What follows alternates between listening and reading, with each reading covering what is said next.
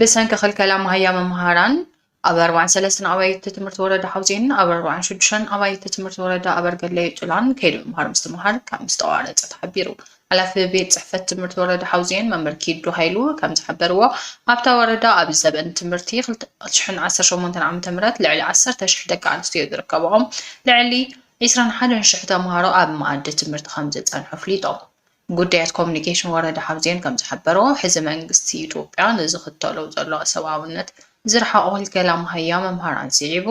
ኣብ 43 ኣባይቲ ትምህርቲ እታ ወረዳ ዝርከቡ ተምሃሮ ካብ ማዕዲ ትምህርቲ ርሒቆም ምህላዎም መምህር ኪዱ ብሪሖም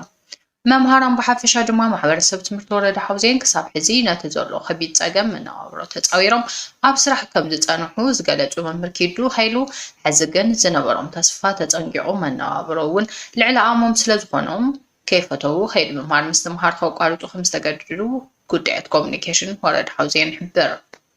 بتماسسل بسنك هالكلام مهيا ممهران أبر وعن شدشن أواي تتمرت وردا أبر قلا يجرى كيد ممهار مستمهار مولئ همس قارتا حالا في بيت صحفة تمرت اتا وردا ممهر جزياوي تخلاي قليت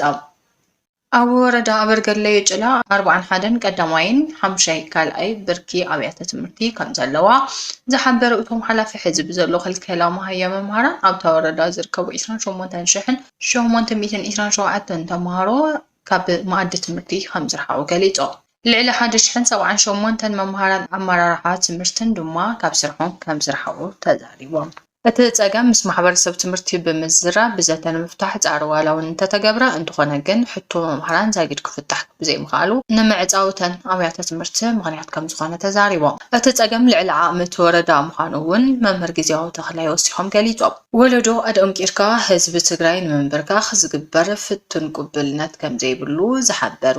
መምህር ግዜያዊ ፈተና ቅቡልነት ከም ዘይብሉ ዝሓበሩ መምህር ግዜያዊ ህይወት መምሃራን ስድሮኦምን ናብ ከቢድ ሓደጋ ተቃሊዖም بمهلاهم بمسارة وعي بريطانيا منجست فيدرال مهيا ممهران خفل زويعو تግራይ تمكر بزبل زقبر عزلو أخيبان هزب تግራይ كم زي وكل ودب عرنا تግራይ نديمقراسين لعلاونتن قليتو ودب عرنا تግራይ أبتو قدام ملخيتو أبزهبو مكلتي حجز الله قناة تግራይ هاهو كينات زنكسلو تمازابلت زي تملسلو حكا منقصاو محدار زي تخبرلون حزبنا عب كبير محبراون ايكونوميون قلولاو زي تحللون سلازوخانا نمككر متشو هاهو كم زي الله يعمل كبل قوة مناتيرو سلازوخانا اتحز عبد شاوبوا زقبر زولو اخيبان حزب تግራይ كم زي وكل امينا اواناو زخونا قديات قدامنت نخوا هبوم نتحساسب كبل ودب عرنا تግራይ نديمقراسي لعلاونت عرنا تግራይ قليتو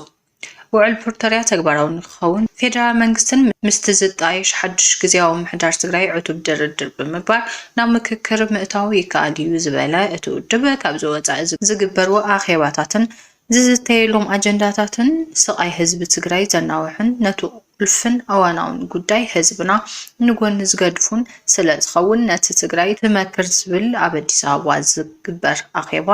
ፈጺምና ዘይንቕበሎ ምዃንና ብዕቱብ ነፍልጥ ኢሉ هرنا تግራይ نديمقراسين لعلاونتن قدم كبل اتو كوميشن مستقامو تقام تسمع زي تجبرلو زي حافن بتجزاء بارتن نسو زمرحو منجستن دليت راح مدياش بمتكل كم زي أبولو وزيتاو خم زي خونن مقلاجو يذكر كبل حبيرو بمخان دما ودب عرنا تግራይ نديمقراسين لعلاونتن عرنا تግራይ قدم قدادم وعلى بريطانيا تكبروا مقوا ተማዛበልተን ኣመረበቶም ምምላስ ግዛታው ሓድነት ትግራይ ምምላስ ኣብ ትግራይ ጋጢሙ ዘሎ ኢኮኖሚያውን ፖለቲካውን ቀልውላ ምፍታሕ ኣንጸላሊ ዘሎ ህዋህው ኩናት ክሃድእ ጌርካ ናብ ናይ ሰላም ዘተ ምምላስ ኣብ ትግራይ ቀንዲ ጠመተ የድልዮም ኢልና እናኣምነሎም እዮም ክብል ገሊጹ መንግስቲ ፌደራል ልሂቃን ትግራይ እውን ነዚ ኣብ ግምት እቶም ኣብ ምፍታሕ እቶም እዋናዊ ወሰንትን ዝኾኑ ፀገማት ህዝቢ ትግራይ ጠመተ ሂቦም ክሰርሑ ውድብ ዓረና ትግራይ ፃውዒቱ ኣቕሪቡ بتماسسالي تግራይ ኣብ ኣዲስ ኣበባ መኽሪ ዝብል ሸርሒ ካብ መበገሲኡ ባዶ እዩ ነይሩ ክብል ምክትል ኣቦ ወንበር ህወሓት ምክትል ፕሬዝዳንት ግዜያዊ ምሕዳር ትግራይ ገሊጹ ኣብ ባህሊ ኣመራርሓ ህወሓት ዘይተለምደ ቅጽበታዊ መልሲ ኣብ ማሕበራዊ ሚድያ ዝህቡን ሚድያታት ቅርበት ኣለዎም ዝበሃሉን ኣይተ ኣማኑኤል ኣሰፋ ሎሚ እውን ነቲ ኣብ ኣዲስ ኣበባ ዝካየድ ዘሎ መድረኽ ካሙሽን ምክክር ኮኒኖም ምክትል ፕሬዝዳንት ጊዜያዊ ምሕዳር ትግራይ ኣይተ ኣማኑኤል ብዛዕባ እቲ ሎሚ ኣብ ከተማ ኣዲስ ኣበባ ዝተኻየደ መድረኽ ኣመልኪቶም ኣብ ዝፀሓፍዎ ጽሑፍ ነቲ መድረኽ ካብ መጀመርትኡ ፈራሲ ወይ ዋጋ ዘይብሉ ኢሎም ካብ መጀመርትኡ ፈራሲ ወይ ዋጋ ዘይብሉ እዩ ዝበሉ ኣይተ ኣማኑኤል ነበርቲ ኣዲስ ኣበባ ብስም ምክክር ዘተ ከገብሩ ከለው ንኣዲስ ኣበባ ከም ከተማ ወኪሎም እምበር ዝተወለደሉ ክልል ወኪሎም ኣይኮኑን ኢሎም አዲስ አበባ ናይ ኩሎም ብሔራትን ብሔር ብሔረሰባትን ተወለድቲ ይነብሩ እዮም ስለዚ አዲስ አበባ ክትመክር ከላ በዞም ነበርቲ እያ ትውከል ድሕሪ ምባል ካብ ዝወፃ ብዝተፈላለየ ምክንያት ኣብታ ከተማ ዝርከቡ ሰባት ዝተወለድሉ ክልል ወይ ብሔር ወኪሎም ክመኻሩ ከም ዘይክእሉ ንጹር ምዃኑ የብርህ ንኣብነት እቲ ኮሚሽን ምክክር ኣብ አዲስ ኣበባ ክልል ኦሮሚያ ኣምሓራ ሲዳማ ወይ ዓፋር መኺራን ዝብል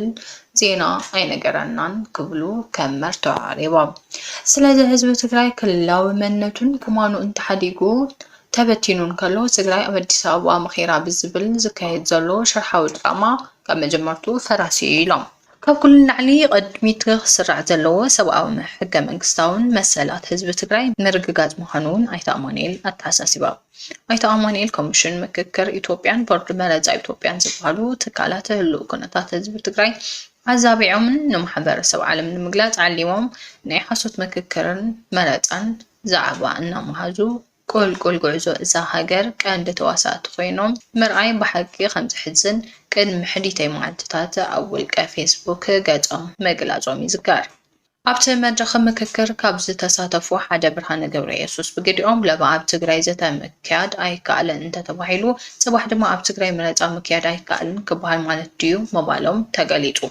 ብተወሳኺ ናይ ሓቂ ምክክር ክካየድ ዝኽእል ህዝቢ ኣብ ዘለዎ መሬቱ ኣብ ዘለዎን ፀገሙ ኣብ ዘለዎ ቦታን ጥራሕ እዩ ኢሎም በኮሚሽን ሃገራዊ ምክክር ኢትዮጵያ ዝተዳለወን ሎማ በከተማ አዲስ አበባ ሆቴል ዝጀመረ መድረኽ ምእካብ አጀንዳን